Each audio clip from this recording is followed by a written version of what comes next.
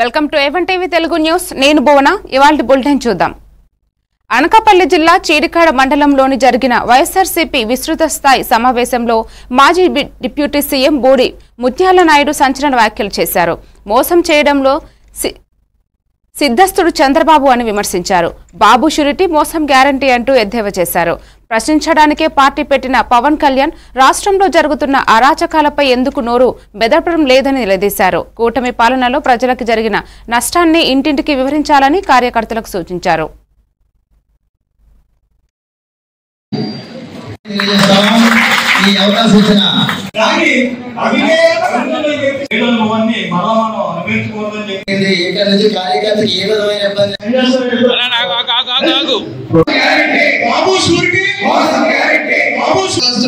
చంద్రబాబు నాయుడు తాలూకా పరిపాలన ఎన్నికల ముందు ఈ రాష్ట్రంలో ఒక పార్టీ అధికారంలోకి రావడానికి వారిచ్చినటువంటి హామీల్ని ఏ విధంగా మర్చిపోయారు, ఈ రాష్ట్రంలో ప్రజలకి ఏ విధంగా అన్యాయం చేశారు, ఈ అన్యాయాన్ని ప్రజల దగ్గరికి తీసుకువెళ్ళాలనేటువంటి ఆలోచనతోని జగన్మోహన్ రెడ్డి గారు ఈ బాబు షూరిటీ మోసం గ్యారెంటీ అనేటువంటిది కార్యక్రమాన్ని గ్రామ స్థాయి వరకు తీసుకెళ్లాలనేటువంటి ఒక ఆలోచనతో ముందు జిల్లా స్థాయిలోను, తర్వాత మండల స్థాయిలో, తర్వాత గ్రామ స్థాయికి ఈ కార్యక్రమాన్ని తీసుకువెళ్ళాలనేటువంటి ఆలోచనతోని ఈరోజు ఇక్కడ మన చీడికాడ మండలంలో మండల స్థాయి కార్యక్రమం జరుగుతూ ఉంది. వాళ్ళు 2014లో ఎలాగైతే ఈ రాష్ట్ర ప్రజలకి సంక్షేమ పథకాలు అమలు చేస్తామని చెప్పి మోసం చేసి చంద్రబాబు నాయుడు ఎగ్గొట్టాడు, మరలా ఈరోజు చంద్రబాబు నాయుడు మాటిస్తే నమ్మరేమో అని చెప్పి పవన్ కళ్యాణ్ నేను ప్రశ్నించే Badvel municipal workers employees union ఆధ్వర్యంలో మున్సిపల్ కార్యాలయం వద్ద నిరవధిక సమ్మె నిర్వహించారు. కార్మికుల సమస్యలను కూటమి ప్రభుత్వం పూర్తిగా విస్మరించిందని, నైపుణ్య వేతనాలు, జీవోలు, రక్షణ పరికరాలేవి ఇవ్వలేదని ఆరోపించారు. చనిపోయిన కార్మికుల కుటుంబాలకు ఎక్స్ గ్రేషియాలు, ఉపాధి అవకాశాలు కల్పించకపోవడం దారుణమన్నారు. సమస్యలు పరిష్కరించకపోతే పెద్ద ఎత్తున ఆందోళనకు దిగుతామని హెచ్చరించారు.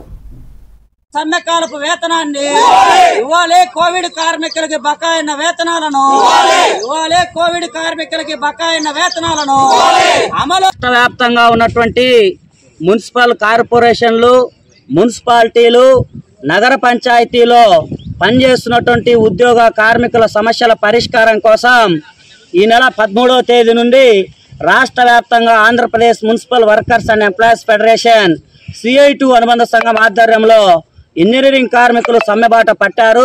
నేటి నుండి రాష్ట్ర వ్యాప్తంగా ఉన్నటువంటి పారిశుద్ధ్య విభాగ కార్మికులు కూడా విధులు బహిష్కరించి తమ సమస్యల పరిష్కారమే ధ్యేయంగా పోరాట మార్గాన్ని ఎంచుకున్నటువంటి పరిస్థితి ఉంది. ఈరోజు అందులో భాగంగా కడప జిల్లా బద్వేలు మున్సిపాలిటీలో కూడా Badvel municipal workers and employees union CI2 అనుబంధ సంఘం ఆధ్వర్యంలో స్థానిక మున్సిపల్ కార్యాలయం వద్ద ఆందోళన కార్యక్రమాన్ని మేము చేపట్టడం జరుగుతోంది.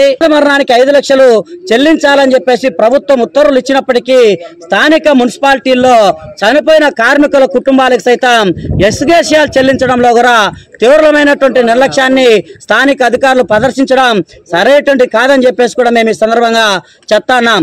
అట్లాగే ఈరోజు రాష్ట్ర వ్యాప్త పాలసీ వ్యవహారాలకు సంబంధించి కాకుండా స్థానిక మున్సిపాలిటీలో కూడా ఎక్కడ వేసినటువంటి సమస్యలు అక్కడే దొల్లుతున్నటువంటి పరిస్థితి ఉంది. ఇక్కడున్నటువంటి అధికారులకి, పాలకులకి అనేక మార్లు, అనేక పర్యాయాలు అర్జీల ద్వారా, ఆందోళన ద్వారా సమస్యలు విన్నవించినప్పటికీ సమస్యలు పరిష్కరించే దిశగా చర్యలు చేపట్టడంలో పూర్తిగా వైఫల్యం చెందినటువంటి పరిస్థితి ఉంది. అందులో భాగంగానే గడిచిన 18 నెలల క్రితం చేసినటువంటి సమ్మె కాలానికి జీతం చెల్లించాలని చెప్పేసి ప్రభుత్వం ఉత్తర్వులు ఇచ్చినప్పటికీ స్థానిక మున్సిపాలిటీలో కార్మికులకి సమ్మెకాలపు వేతనాన్ని మంజూరు చేయడంలో అలసత్వం ప్రదర్శిస్తున్నారు. అట్లాగే నిత్యం ప్రజలు విసర్జించేటువంటి మురికి మలినాల్ని చేతులతో ఎత్తిపడేసేటువంటి మున్సిపల్ పారిశుద్ధ్య కార్మికులకి ఆరోగ్య భద్రత కోసం అంటువ్యాధులు ప్రబలకుండా ఉండేది పార్వతీపురం మన్యం జిల్లా న్యాయస్థానంలో మధ్యవర్తిత్వం దేశం కోసం కార్యక్రమం నిర్వహించారు. సీనియర్ న్యాయవాది టి జోగారావు మాట్లాడుతూ కోర్టు కేసులకు శాంతియుత పరిష్కారం మధ్యవర్తిత్వమే రాజమార్గమని తెలిపారు. రాజీ చట్టం 1996 ద్వారా వివాదాల పరిష్కారానికి ఇది ఉపయోగకరమని 2015-2019లో జరిగిన సవరణలు ప్రక్రియను మరింత సమర్థవంతంగా చేశానన్నారు. కోర్టుల భారం తగ్గించేందుకు ప్రజలు మధ్యవర్తిత్వాన్ని వినియోగించుకోవాలని సూచించారు. 90 రోజుల ఈ కార్యక్రమాన్ని చేపట్టడం జరిగింది. ఇది మండల న్యాయ సేవా కమిటీ ఆధ్వర్యంలో ఈరోజు ఈ కార్యక్రమాన్ని హైకోర్టు అలాగే సుప్రీంకోర్టు వారి ఆదేశానుసారం ఈరోజు కార్యక్రమాన్ని నిర్వహించడం జరుగుతుంది. అయితే ఇక్కడ మధ్యవర్తిత్వం అన్నది ఇవాళ కొత్తగా ఉన్నది కాదు. గతంలో రాజరిక కాలం నుంచి కూడా గ్రామాల్లో కూడా కొంతమంది మధ్యవర్తి ఏమైనా సమస్యలు వస్తే అంతర్జాతీయ రచ్చబండ దగ్గర సమస్యల పరిష్కారం చేసేవాళ్ళు. కానీ రాను దానికి చట్టబద్ధత లేకపోవడం వల్ల ఒకవేళ దాన్ని రేపు నిరూపించుకోవాలి, వాళ్ళిద్దరూ ఈ రకంగా అవగాహన వచ్చారు, రాజీ పడ్డారని చెప్పడానికి చట్టబద్ధత లేకపోవడం వల్ల ఇవాళ సుప్రీంకోర్టు వారి ఆదేశాల ప్రకారం జాతీయ స్థాయిలో అలాగే రాష్ట్ర స్థాయిలో న్యాయ సేవా సంస్థలు ఈ దిగువ స్థాయిలో ఉన్నటువంటి కోర్టు కూడా ఆదేశాలు ఇవ్వడం వల్ల ఈరోజు ఈ మధ్యవర్తిత్వం యొక్క ప్రాముఖ్యత ఏమిటి అన్నది అందరికీ తెలియజేయాలి. దానివల్ల ఏమవుతుందంటే తొందరగా సమస్యలు పరిష్కారం అవ్వడం, తర్వాత దుర్భుత్వం లేకుండా అందరూ సంఘీభావంతో గ్రామాల్లో నివసించడానికి అవకాశం ఉంటుంది. కాబట్టి ఈ మధ్యవర్తిత్వం అనేది చట్టబద్ధత కల్పించారు కాబట్టి దానికి వేరే ప్రత్యామ్నాయం అధికారులని అలాగే న్యాయవాది. కడప జిల్లా గోపవరం మండలం కాలువపల్లె గ్రామంలో విషాదం నెలకొంది. గ్రామ నివాసి మున్నెల్ల సుబ్బారాయుడు మరణించగా ఆయన కుమారుడు మున్నెల్ల వెంకట సుబ్బయ్య తండ్రి మృతదేహం దగ్గర గుండెపోటుతో కుప్పకూలి మృతి చెందాడు. వెంకట సుబ్బయ్య నెల్లూరులో నివాసం ఉండేవాడు. బ్రతుకు తెరువు కోసం కోవెత్ వెళ్లి నెల క్రితం మాత్రమే ఇండియాకు వచ్చాడు. తండ్రి మరణ వార్త విని గ్రామానికి చేరుకున్న వెంకట సుబ్బయ్య చివరికి తండ్రి పార్థివ దేహం వద్దే ప్రాణాలు విడవడంతో గ్రామంలో తీవ్ర విషాదాన్ని రేపింది.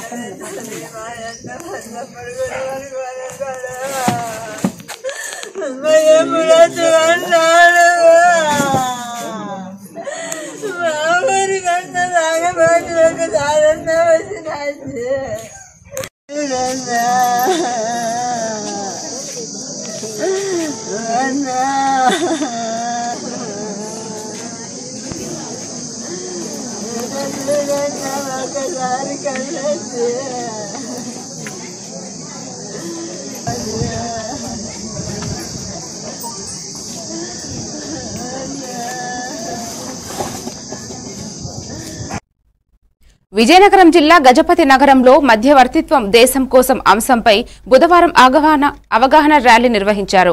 కోర్టు న్యాయమూర్తి ఏ విజయ్ రాజ్ కుమార్ మాట్లాడుతూ పెండింగ్లో ఉన్న కేసుల తొలగింపుకు మధ్యవర్తిత్వం ఉపయుక్తమని తెలిపారు. రాజీ చర్చల ద్వారా కేసులను త్వరగా పరిష్కరించవచ్చన్నారు. ఈ కార్యక్రమంలో న్యాయవాదుల సంఘం అధ్యక్షుడు లెంక రాంబాబు, న్యాయవాది జేఏపీ దేవుడు బాబు పాల్గొన్నారు. ప్రజల్లో అవగాహన పెంపొందించాలన్నారు.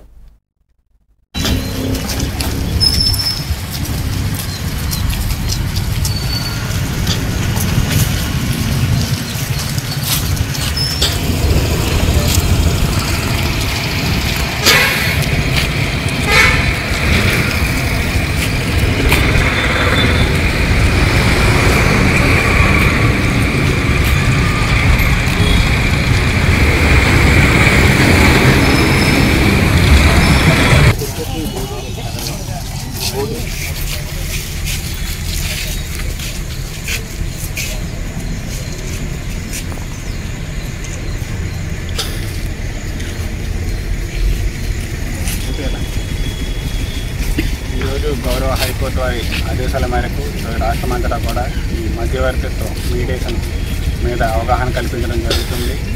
మధ్యవర్తిత్వం అనేది, మీడియేషన్ అనేది ఒక మంచి ఆలోచనతో ప్రారంభించబడింది. మీడియేషన్ ద్వారా సులభంగా ఎటువంటి ఖర్చు లేకుండా తక్కువ సమయంలో కేసులు రాజీ తీసుకోవడం జరుగుతుంది. ముఖ్యంగా ఎన్నో ఏళ్ళగా చాలా కేసుల్లో కూడా తీర్పులు వెలువరకు రకరకాల వివాదాలతో ఉన్న వివాదాలను మీడియేషన్ ద్వారా, హైకోర్టు ద్వారా అపాయింట్ అయిన మీడియేటర్ల ద్వారా సులభంగా ఇరుపక్షాల వాదనలు విని ఏదైతే మంచి జరుగుతుందో ఆ కౌన్సిలింగ్ ఇవ్వడం జరుగుతుంది. దానివల్ల ఈజీగా సత్వర న్యాయం జరుగుతుంది. కాబట్టి ప్రజలందరూ కూడా ఈ మీడియేషన్ మధ్యవర్తిత్వం వైపు జరగాలనే ఉద్దేశంతో ఈ కార్యక్రమం నిర్వహించడం జరుగుతుంది.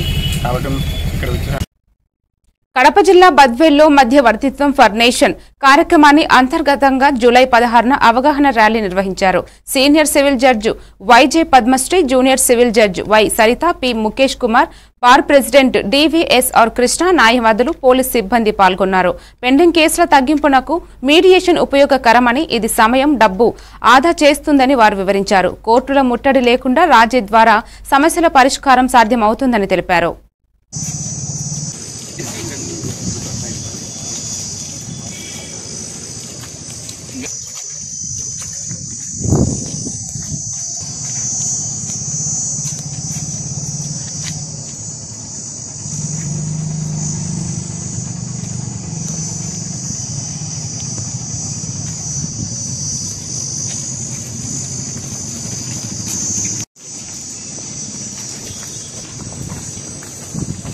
మార్గము మనకి మీడియేషన్లో పార్టీలు ఇద్దరు కలుసుకొని మాట్లాడుకొని వాళ్ళ ఒక అంగీకారానికి వచ్చి ఒక సెటిల్మెంట్ వస్తే దాని ప్రకారం కోర్టు డిగ్రీ పాస్ చేస్తుంది. దీనివల్ల కూడా మనకి సమయము అలాగే డబ్బు కూడా ఆదా అవుతుంది. కోర్టు చుట్టూ తిరిగే అవసరం కూడా ఉండదు. ఇది ప్రజలంతా గమనించి ఈ అవకాశాన్ని కూడా సద్వినియోగం చేసుకోవాలి. ఈ మీడియేషన్ ఫర్ నేషన్ అనేది ఒక మంచి ప్రోగ్రామ్ కండక్ట్ చేస్తున్నాం మనం హైకోర్టు వారి ఆదేశాల మేరకు. కాబట్టి ఇదంతా అందరూ ఈ మీడియేషన్ని సద్వినియోగం చేసుకోవాలని. కే కోటపాడు మండలంలోని ఆర్లీ, చింతపాలెం, గరుగుబిల్లి, గుల్లేపల్లి గ్రామ రైతులు SEZ కు భూములు ఇవ్వబోమని బుధవారం తహసీల్దార్ కార్యాలయం వద్ద భారీ ర్యాలీ నిర్వహించారు. రహస్య సర్వేలు, గ్రామస్తులకు సమాచారం లేకుండానే భూ కేటాయింపులకు రైతులు తీవ్ర అభ్యంతరం వ్యక్తం చేశారు. భూములు, చెట్లకు నష్టపరిహారం లేకుండా భూసేకరణ చేయడం అన్యాయమని పేర్కొన్నారు. స్థానికుల జీవితం పచ్చని పంట, భూముల కోసం పోరాటం కొనసాగుతుందని స్పష్టం చేశారు.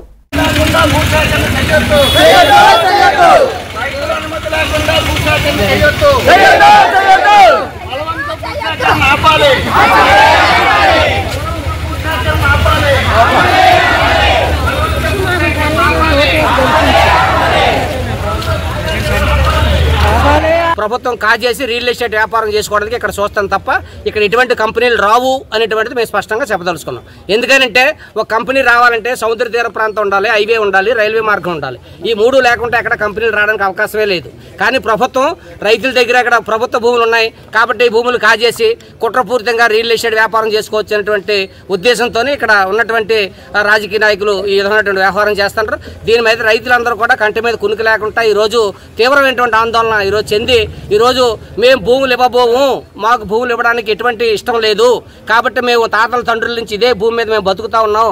రాళ్ళు, అదేవిధంగా పెద్ద పెద్ద తొప్పులు, కొండలు అన్నిటువంటి సాపు చేసుకుని మేము భూమిని జీవనాధారంగా ఈరోజు మేము బతుకుతా ఉన్నాం కాబట్టి మేము భూములు ఇవ్వమని చెప్పేసి తహసీల్దార్ గారికి చెప్పడం కోసం ఇక్కడికి వచ్చారు. వాళ్ళు రహస్యంగా సర్వే చేస్తుంటారు. ఇక్కడేం ప్రెసిడెంట్ గారు ఒప్పించాం, ఎంపీటీసీలు ఒప్పించాం, ప్రజలు ఒప్పించామని చెప్పేసి ఎంఆర్ఓ గారు చెప్తా ఉన్నారు. ఇదంతా తప్పు.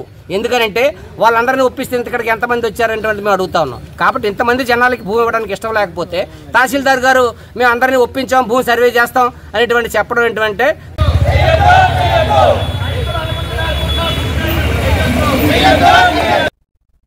బిలో పావర్టీ లైన్ లో ఉన్నటువంటి వారికి చైతన్యం కల్పిస్తూ అబో పావర్టీ లైన్ కు తీసుకురావడమే లక్ష్యంగా స్వర్ణాంధ్ర 2047 కార్యక్రమాన్ని చేపట్టడం జరిగిందని కావలి శాసనసభ్యులు కావ్య కృష్ణారెడ్డి పేర్కొన్నారు.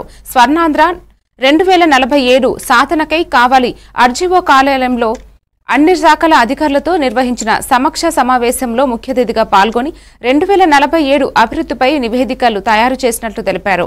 కావలి కనకపట్నం అన్నమాట ప్రస్తుత ముఖ్యమంత్రి చంద్రబాబు నాయుడు సారథ్యంలో 2047కు సార్థకం కాబోతుందని ఆశాభావం వ్యక్తం చేశారు. కావలి నియోజకవర్గం అభివృద్ధికి తాను ఒక శ్రామికుడిగా పనిచేస్తానని, రాష్ట్రంలోనే కావలి నియోజకవర్గాన్ని అత్యున్నత స్థాయిలో తీర్చిదిద్దడమే ధ్యేయంగా పనిచేస్తానని వెల్లడించారు. పేదవాడికి ధనవంతునికి మధ్య ఉన్న తారతమ్యాన్ని రూపుమాపి ధనవంతుడికి సమానంగా పేదవాడిని కూడా తీసుకువస్తానని హామీ ఇచ్చారు.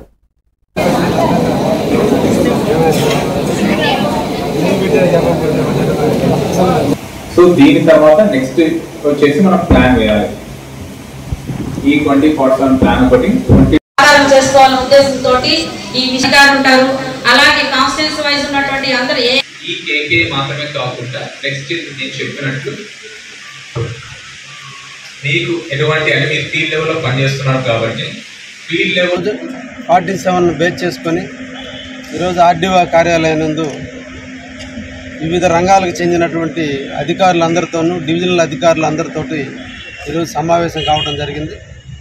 స్వర్ణాంధ్ర కావలి స్వర్ణ కావలిగా మార్చే దిశలో కావలిని ఏ విధంగా అభివృద్ధి చేయాలి, 2047 సంవత్సరానికి కావలి ఏ విధంగా ఉండాలో అనే దానికి డాక్యుమెంటరీ తయారు చేసుకోవడం, ఆ విధంగా దానిని ముందుకు తీసుకుపోవటం అనే దాని మీద ఈరోజు మేమందరం కూడా చర్చించడం కూడా జరిగింది.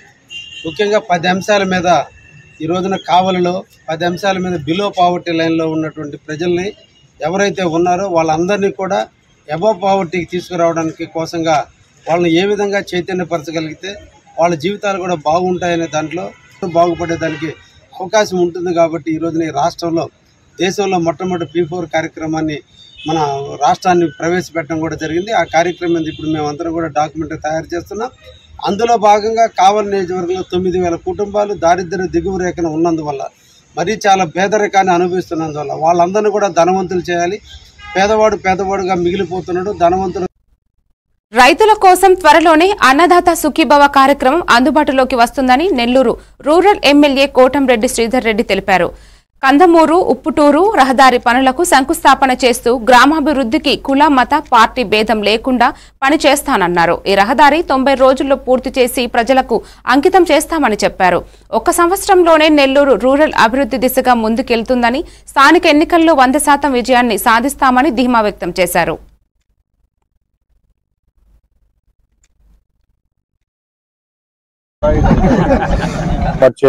పోలవరం ప్రాజెక్టు నిర్మాణ పనులు వేగవంతంగా జరుగుతున్నాయి.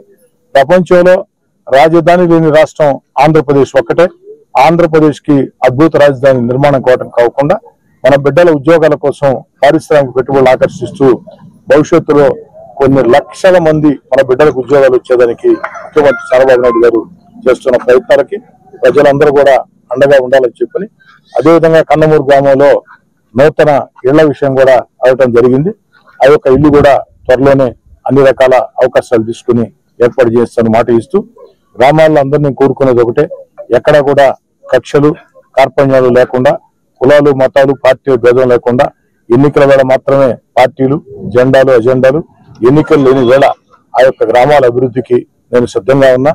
అన్ని రకాలు ఉపయోగపడేదానికి మీరు కూడా ఎక్కడికక్కడ అన్ని రకాలు కూడా ముందుకు సాగాలని, అదేవిధంగా వచ్చే స్థానిక ఎన్నికల్లో పంచాయతీలు కానీ ఎంపీటీసీలు కానీ జడ్పీటీసీ కానీ ఇవన్నీ కూడా అధికారంలో ఉండే తెలుగుదేశం పార్టీ గెలిస్తేనే 10 రకాల మేళ్లు ప్రజలు జరుగుతాయి. కాబట్టి గతంలో ఏ విధంగా మనం 100కు 100% సర్పంచులు, 100కు 100% ఎంపీటీసీలు జడ్పీటీసీలు, అదేవిధంగా నగర కార్పొరేషన్ లో 26 డివిజన్లు గెలిచాము. ఈసారి కూడా నెల్లూరు రూరల్ నియోజకవర్గంలో 100కు 100%. కోవూరు నియోజకవర్గంలో వైసీపీ నేత ప్రసన్న కుమార్ రెడ్డి వ్యాఖ్యలపై మైనారిటీ నేతలు తీవ్రంగా మండిపడ్డారు. టీడీపీ మైనారిటీ నాయకులు కోవూరు పీఎస్ఆర్ కళ్యాణ మండపం ఎదుట మీడియా సమావేశాన్ని ఏర్పాటు చేశారు. వేమిరెడ్డి ప్రశాంతిరెడ్డిపై వ్యక్తిగత ఆరోపణలు చేయడం అర్ధరహితమని తెలిపారు. రాజకీయ విమర్శలకు తాళలేక వ్యక్తిగత దూషణలకు దిగడం దుర్మార్గమని, ఇకపై ఇలాంటి వ్యాఖ్యలు కొనసాగితే ప్రజలే బుద్ధి చెబుతారని హెచ్చరించారు. ప్రశాంత్ రెడ్డి గారు మీ అందరికీ తెలిసిందే, ఎంత వికృతంగా మాట్లాడాడో, చాలా దారుణంగా మాట్లాడాడు, మీ అందరికీ తెలిసిందే.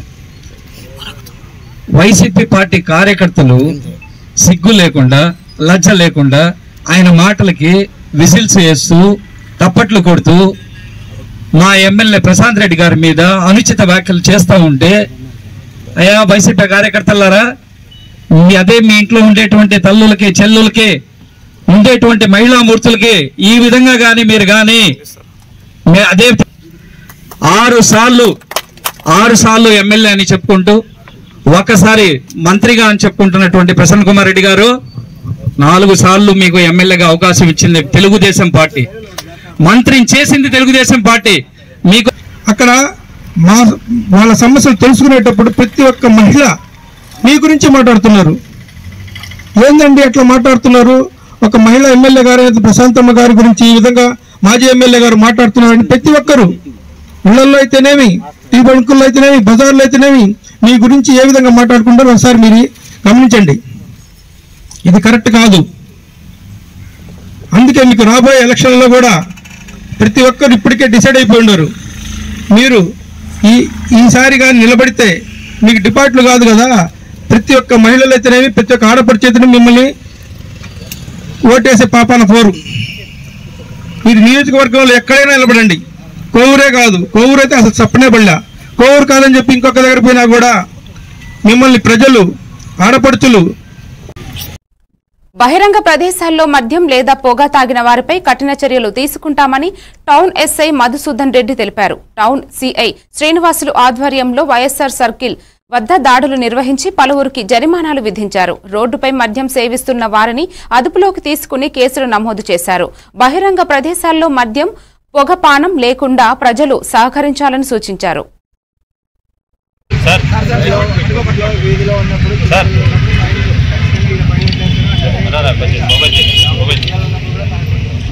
వాహనం నడపరాదు.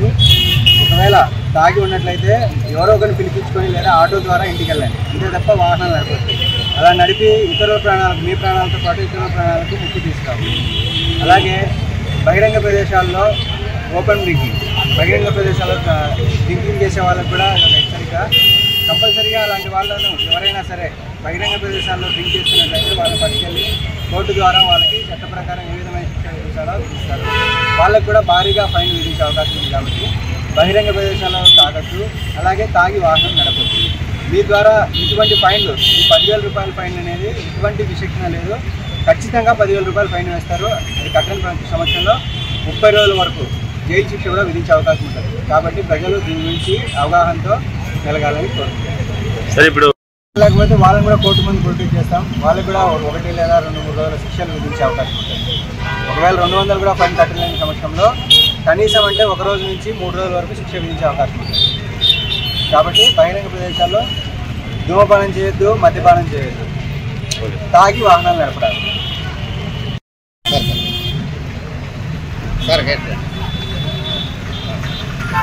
బహిరంగ ప్రదేశాల్లో పబ్లిక్ గ్యాదరింగ్స్ ఉన్న చోట పొగ తాగడం, పుస్తకాలు నమ్మడం నిషేధం.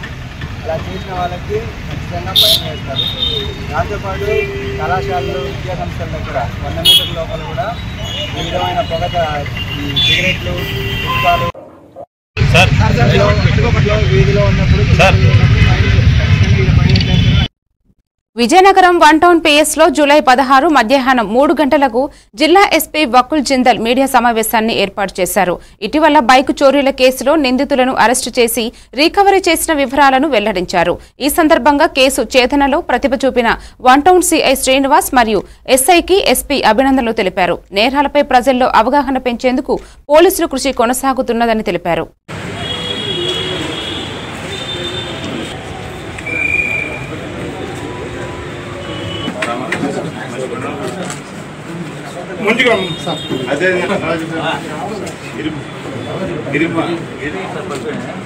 Gauri Shivashankar Vizianagaram 1 town and 2 town పరిధిలో ఈ మధ్యకాలంలో కొన్ని మోటార్ సైకిల్ దొంగతనాలు జరిగాయి. దానికి సంబంధించి 13 కేసుల్లో 2 ముద్దాయిలను ఈరోజు అరెస్ట్ చూపించడం జరిగింది.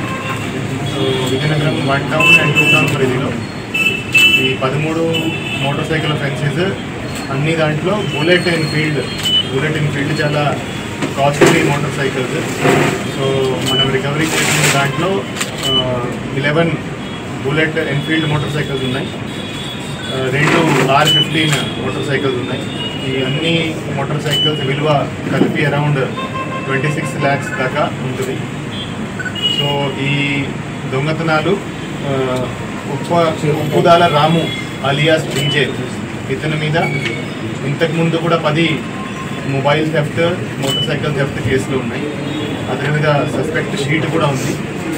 ఆ షీట్ ఉన్నా కూడా ఇతను మళ్ళీ బయటికి వచ్చి జైలు నుంచి బయటికి వచ్చి మళ్ళీ ఈ లాస్ట్ 2 monthsలో ఇవి 13 దొంగతనాలు చేయడం జరిగింది. 13 మోటార్ సైకిల్స్ అతను దొంగతనం చేసి A2 ముద్దాడ నవీన్ అని అతనికి ఇవ్వడం జరిగింది. సో ఆముదాల వలస శ్రీకాకుళం సంబంధించిన అతనికి. సో మనం ఈ కన్ఫెషన్ ఇచ్చినాక ఈ రాము దగ్గర మనకి 7 మోటార్ సైకిల్స్ రికవర్. ఎమ్మెల్యే శిరీషాదేవిపై నిరాధారమైన ఆరోపణలు చేయడం మానుకోవాలని మాజీ ఎమ్మెల్యే ధనలక్ష్మికి గొల్లపూడి పెద్దిరాజు హెచ్చరించారు. శిరీషాదేవి భర్త భాస్కర్ ప్రజల కోసం తన కారును అంబులెన్స్ గా మార్చి హాస్పిటల్కు ఇన్వెర్టర్లు, రహదారుల వంటి అభివృద్ధి పనులు చేపట్టారని తెలిపారు. వైసీపీ పాలనలో రహదారుల దుస్థితిని ఉటంకిస్తూ ప్రజలకు సేవ ఏం చేశారో చెప్పాలంటూ ధనలక్ష్మిని ప్రశ్నించారు.